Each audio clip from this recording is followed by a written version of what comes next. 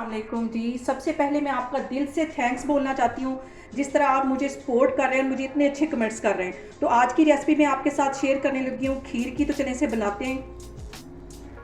ये ज़बरदस्त सी शादियों वाली खीर बनाने के लिए सबसे पहले मैंने एक कढ़ाई ले ली है और उसमें तकरीबन 2 टेबल स्पून के करीब मैं ये देसी घी डाल दूँगी। इसको हल्का सा मेल्ट होने दूँगी और यहाँ पे तकरीबन 4 टेबल स्पून के करीब या आधी प्याली लगा लें, मैंने चावल तकरीबन आधा घंटा पहले भिगो के रख दिए थे। इसको एक साइड पे कर लिया था और ये देखें अच्छी तरह ये भीग गए। और अब इस घी के अंदर ये जो मैंने चावल भिगो के रखे हुए थे ये इसमें चले जाएंगे। इसको सिर्फ 2-3 मिनट के लिए इसमें अच्छी तरह घी में ऐसे भून लेना है चावलों को।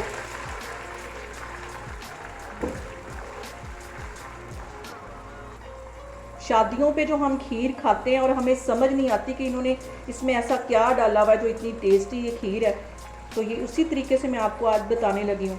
अभी इसको 2 मिनट के लिए ऐसे ही मैं घी के अंदर भून लूँगी चावलों को।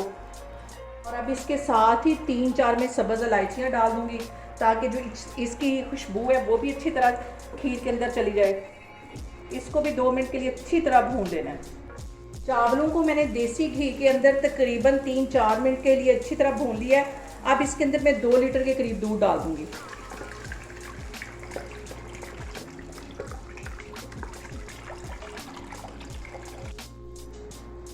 ये खीर आज मैं स्पेशल दावत के लिए बनाने लगी हूँ, बहुत टेस्टी ये बनेगी। यहाँ पे देखें जी, खीर को मैंने कवर कर दिया है और तकरीबन 1 से 1.5 घंटे के लिए बिल्कुल दम वाली आग पे इसको छोड़ दूँगी। दरमियान में मैं 1-2 दफ़ा चम्मच इसमें हिला दूँगी क्योंकि चावल ना हमारे नीचे लग जाएं। उतनी देर में मैं बाकी के काम कर लूँ।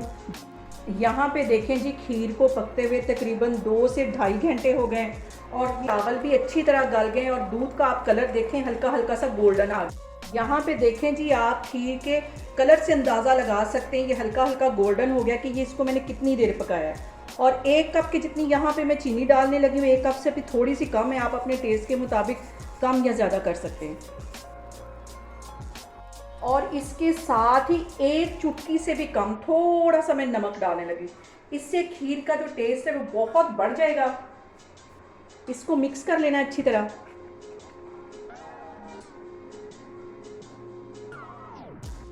और इसके साथ ही कुछ मैंने बादाम छील लिए थे वो और थोड़े से पिस्ते इसमें डाल दूंगी ताकि इनका फ्लेवर भी अच्छी तरह खीर के अंदर आ जाए। इसको मिक्स कर लेना है।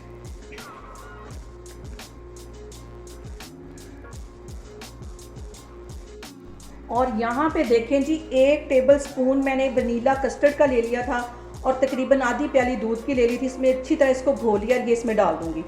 इससे जो खीर में बहुत अच्छी सी एक थिकनेस आ जाएगी। इसको अच्छी तरह मिक्स कर लेना है। और यहाँ पे एक और बात कि आपने मेरी रेसिपीज़ बनाते वक्त घबराना नहीं है, बिना स्किप किए हुए आप मेरी वीडियोस देखें क्योंकि वीडियो के अंदर मैं बहुत सारे टिप आपको दे रही होती हूँ। बिना स्किप किए हुए वीडियो देखें, इंशाल्लाह ताला आपकी चीज़ें भी ऐसी बनेंगी। और मज़ीद इसको सिर्फ मैं 5 मिनट के लिए खीर को पकाऊंगी और इसको फिर मैं डिश आउट कर लूँगी, तो मैं आपको डिश आउट करके दिखाऊँगी। यहाँ पे देखें जी, सबसे पहले तो मैं आपको अपना प्याला दिखाऊंगी जो अभी इसको मैं इंजॉय करूँगी ठंडा करने के बाद। बहुत टेस्टी ये खीर बनी है, आप लोगों ने भी इसको लाजमी ट्राई करना है और मुझे कमेंट्स में बताना है कि आपको मेरी रेसिपीज़ कैसी लग रही। और मेरी वीडियोस को ज़्यादा से ज़्यादा शेयर करें और मुझे सब्सक्राइब करें। इंशाल्लाह ताला मैं एक और वीडियो के साथ आपके सामने आऊँगी। अल्लाह हाफिज़।